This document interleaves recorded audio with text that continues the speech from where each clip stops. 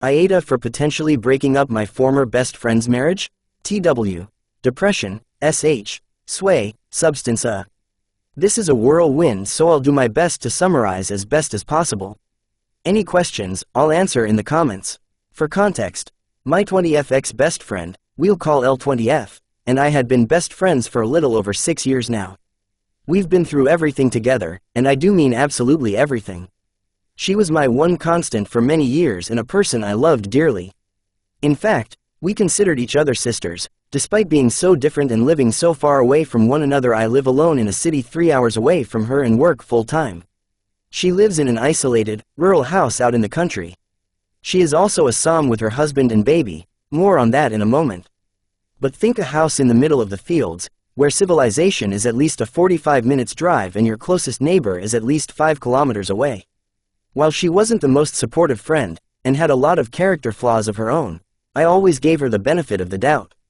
I always went above and beyond for her. I blindly trusted her and practically swore my loyalty to her. I had no reason to think I shouldn't, and if I ever did, I simply reminded myself that she was my longest-standing friend. Of course her loyalty is reciprocated. Of course I can trust her. Now a few years ago, she entered into a relationship with a guy, we'll call B24M. They seemed happy at first. In fact, it was the happiest I'd ever seen her. As such, I was incredibly supportive, as her previous relationships, from what she told me, were abusive. With many, apparently, ending because they cheated on her. This resulted in a lot of trust issues for her, which, given the circumstances, I completely understood, having been cheated on myself. Additionally, B had also had a pretty serious heartbreak where his long-term ex-GF cheated on him. This led to a lot of trust issues on his part also.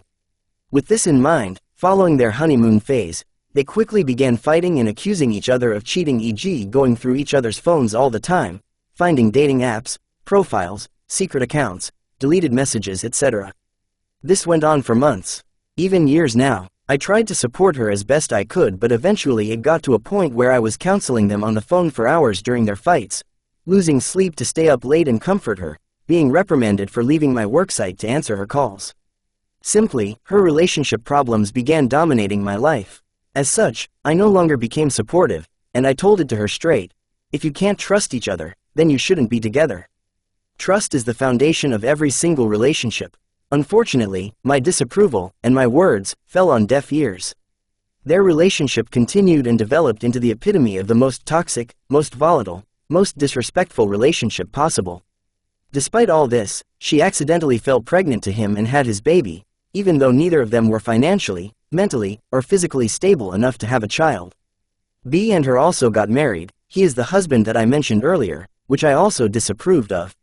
3 of the most notable examples of why their relationship is toxic and what best sums them up include: 1. The time L anonymously posted B to a "Do we have the same boyfriend?" group. In this group, people they knew in real life saw the post and spread it throughout their small, conservative, country community. This then led to B being collectively condemned and labeled a cheating, dirty scumbag of a husband for cheating on his wife and the mother of his child. When he confronted L, she denied it to both him and I, so B asked for my help in finding proof. Well, an admin of the page sent me a screenshot proving it was her, to which I showed them both, yet she still continued to lie and pass off the blame. This honestly should have been my biggest red flag, and I should have walked away then, as this was my first time catching her in a lie that she told me. 2. They decided to open their relationship and set the rules that they wouldn't sleep with the same person twice. They were to sleep with the same amount of people each, and that no feelings are to be involved. Well, her husband, after speaking to a girl for about a week or 2, caught feelings. He then drove 3 hours to my city, where this girl lived, to sleep with her. This sent L off the rails for a few reasons. In the time I'd been living here, he never once drove her to come see me, as fuel was expensive. But suddenly it's inexpensive if he gets to sleep with another woman. L doesn't have her license or her own income. She's entirely dependent on him. The other reason? He admitted to her face he had feelings for this other woman. What's important to note is L isn't mentally well. She's struggled with depression, SH&S thoughts for as long as I've known her. This is why I gave her so much of my time to protect her. Just before he walked out the door to make the trip to my city, she called me in hysterics. I've truly never heard such heartbreak in my entire life. I've never heard her so broken. I was afraid for her. And I was afraid for her baby. whom I was the godmother to. Her exact words were, "I can't be with baby, I can't handle him tonight." As such, I demanded B bring her and their baby to me. She refused to come and I was only able to convince her to let me take my godson. I cared for my godson the entire weekend whilst her husband, B, spent it with another woman and whilst she, from what she told me, spent alone in their home crying and indulging in substances. They still stayed together following this incident, and kept the relationship open, reinforcing their distrust and underlying hatred towards each other. Although they claimed to love each other too much to leave. 3. Not long after the incident in example 2, she met a new guy herself, we'll call K, through a dating app. He was a single dad and from what I heard, they bonded over their kids. B did not like this guy at all and how well he was treating her in the time they spent together. I believe they only met up in person twice, whilst texting in between. It was the third time they met in person that I want to discuss here. After what happened in example 2, I suggested she get out of the house and spend the weekend with me in the city. B drove her down and they seemed to be taking steps onto a better path, with the condition that L no longer sees K and instead sees other men. She, however, had other plans in mind. She actively admitted to me upon arrival that she wanted to get even. She was vindictive. She confessed and even boasted she slept with B's best friend following his trip to visit the other woman. That her infidelity with his childhood best friend has happened a couple of times now. This is incredibly important to note. She was proud of it. She knew the damage it would cause B if he ever found out. I knew the damage it would cause.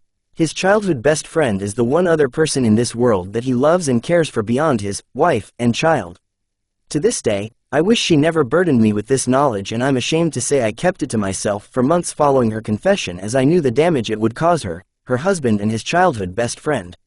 Continuing on with the story, Kay works closer to my city than her area, so on the weekend she came down to visit. She went behind B's back to invite Kay over.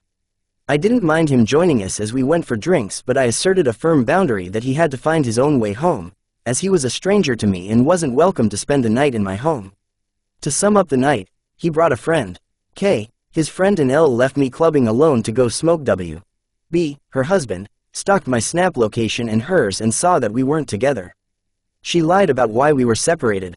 She made a conscious effort to hide the fact she ignored his wishes and met up with K. I returned to my home alone, to which they arrived back at my place later, and forced me into a position where they had to stay the night. K and his friend were very much under the influence. L invited them to stay despite me telling her no. Anyways, I hope these paint a clear picture. Fast forward several months later, during all this time, I was in a long-term relationship. He and I have since broken up, but following our breakup it came to light that my former friend was talking poorly about me behind my back to him. She also sent him inappropriate photos. This was my breaking point. I confronted her about it and her response was, in summary, "But you did treat him badly." My ex tried to excuse her behavior by claiming, "She's pregnant and hormonal." Yes, I know, she's pregnant right now with her second baby.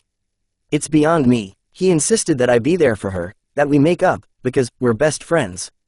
We've been best friends for years. She's pregnant, she needs you, but I refused. I cut them both out of my life and I've been so much better without them. I finally have time to focus on work, study and attend the gym consistently. I've lost weight, started building muscle, reading more, taking steps to learn about myself. My self-esteem, confidence has genuinely begun to grow. The old me would have self-destructed, but I'm proud to say I'm standing taller than I ever have.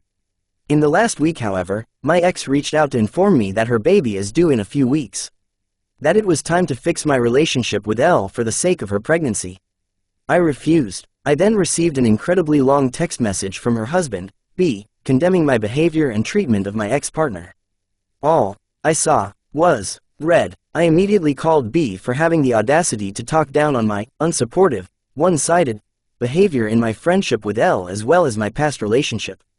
As if he and L had any moral high ground or have the right to lecture me about what a good relationship is. I then, and again, I'm not proud of this, blurted out everything. I told her about L spending time with K and inviting him into my home, and I told him about her confession regarding her involvement with his best friend. I next started receiving phone calls from my ex denouncing me for telling B the truth.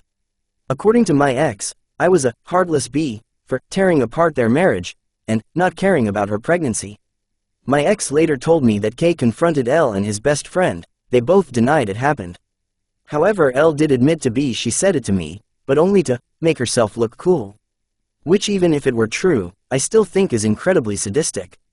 She then went on to say that I peer pressured her into hanging out with K and that he did not stay the night.